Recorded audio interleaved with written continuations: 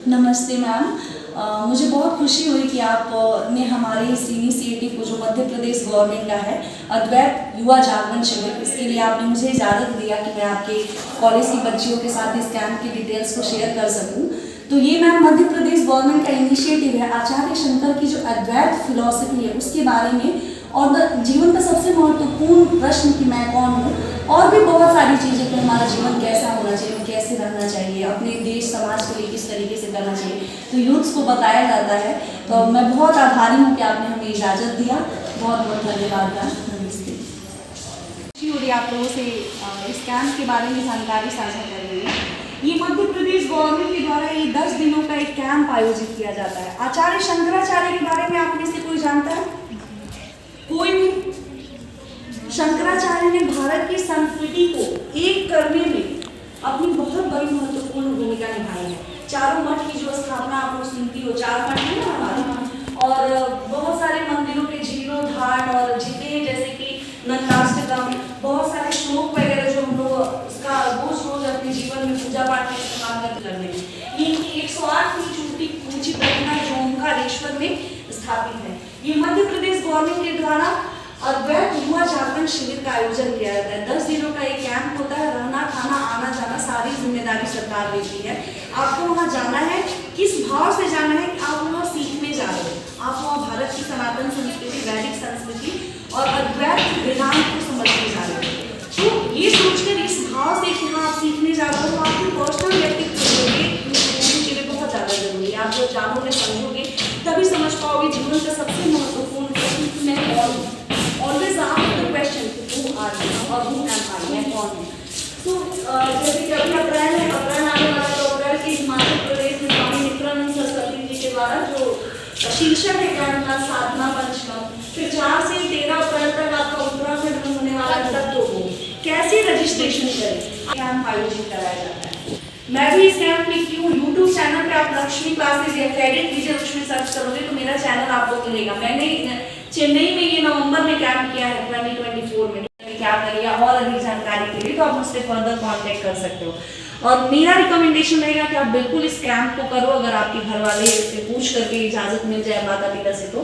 और जब इस आप कैंप को करोगे तो आपको खुद के अंदर ही एकदम चेंज महसूस होगा, अपनी पर्सनालिटी में चेंज महसूस होगा कि हमें अपने लाइफ को कैसे बैलेंस हैंडल करने आना चाहिए कि हम इतने ज़्यादा खुश ना हो जाए कि फिर हमारी प्रगति वहीं से स्टॉप हो जाए।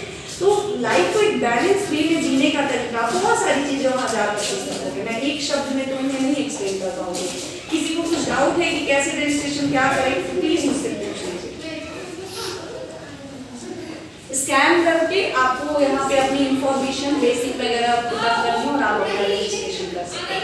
रजिस्ट्रेशन करने के बाद आपको मेल पे यही सूचना मिलेगी, इंफॉर्मेशन मेल पे आएगा। अगर आपने रजिस्ट्रेशन कर लिया है तो आपको कॉन्ग्रेचुलेशंस करके कि हाँ you get selected for interview के लिए लिंक आएगा और टाइम आएगा।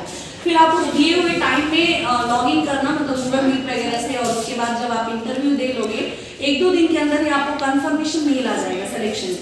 और उसके बाद फिर फर्दर वो आपसे खुद ही कांटेक्ट करेंगे थ्रू योर कॉल कि हाँ आपको कहाँ पे, आप प्रेफरेंस आप खुद चूज कर सकते हो। It's all up to you. आप उत्तराखंड में कैंप करना चाहते हो, चेन्नई वाला करना चाहते हो, आप कौन सा, मतलब आचार्य शंकर की कौन सी फिलॉसफी पे कैंप करना चाहते हो, ये सब आप पर निर्भर करता है। ठीक है।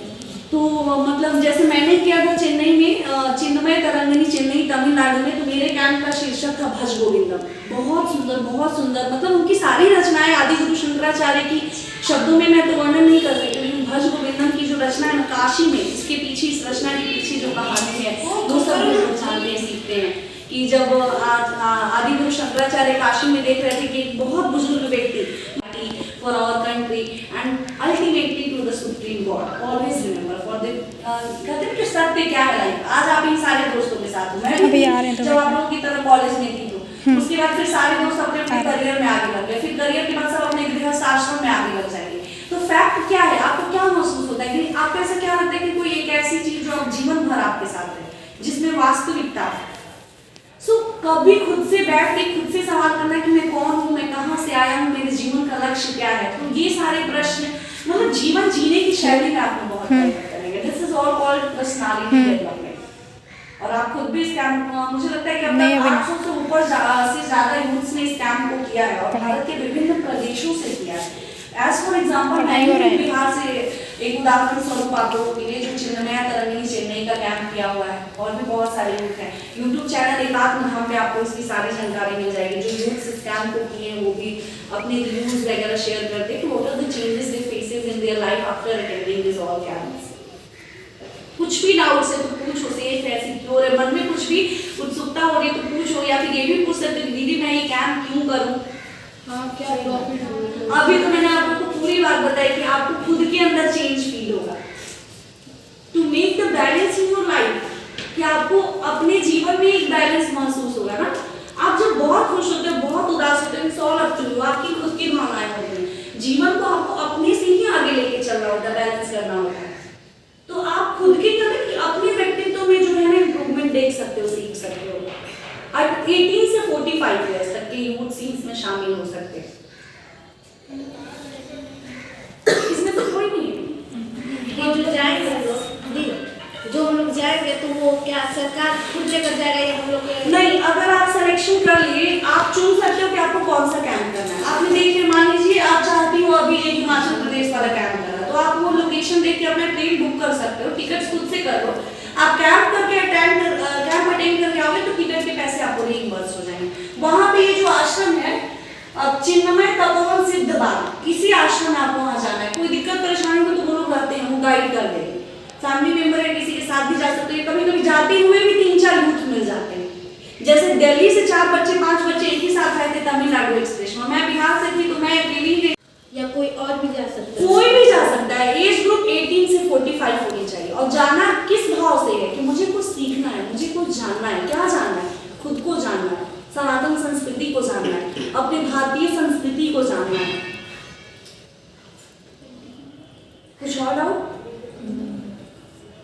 हम जैसा हम लोग का कैंप होता है वैसा ही होगा एनसीसी में, जैसे वहाँ पे कंप्लीटली डिसिप्लिन। या you all are very right. मैंने तो इतना मतलब लाइफ में इतना टाइम की पंक्चुअल मैं कभी नहीं रही थी, बट चेन्नई में जो क्लासेस के शेड्यूल मुझे दिए जाते थे, अगर 7 बजे क्लास है तो जो क्लास लेने वाले स्वामी जी थे वो 7 o'clock पे आ जाते थे क्लास में। 6:50 तक हार्डली हम लोग क्लास में होते थे। मतलब टाइम मैनेजमेंट बहुत अच्छा है। क्या वहाँ पे सिखाते? योगा करना सिखाते? या और मॉर्निंग स्टार्ट आपको योगा से शुरू होगा, फिर have your bath, then classes Advaita Vedanta philosophy पे आपकी क्लासेस होंगी। फिर आपको कहीं घूमने के लिए हिस्टोरिकल प्लेसेस के लिए भी टूर कराए जाते हैं। वो टूर क्या है, क्या स्टेशन पे धार्मिक जगह पे घुमाना है। आपका धार्मिक एक्सप्लोर ऑल अबाउट की धार्मिक, जैसे हम लोग महाबलीपुरम भी जाने वाले थे। आप लोगों ने हिस्ट्री में पढ़ा होगा महाबलीपुरम, तो महाबलीपुरम लेकिन साइक्लोन फेंगल आया था उसी समय, तो हम लोग नहीं जा पाए थे क्योंकि वो एकदम समंदर के किनारे और उस समय गवर्नमेंट का एकदम स्ट्रिक्ट इंस्ट्रक्शन था कि कोई भी उस साइड नहीं जाएगा साइक्लोन के साइड।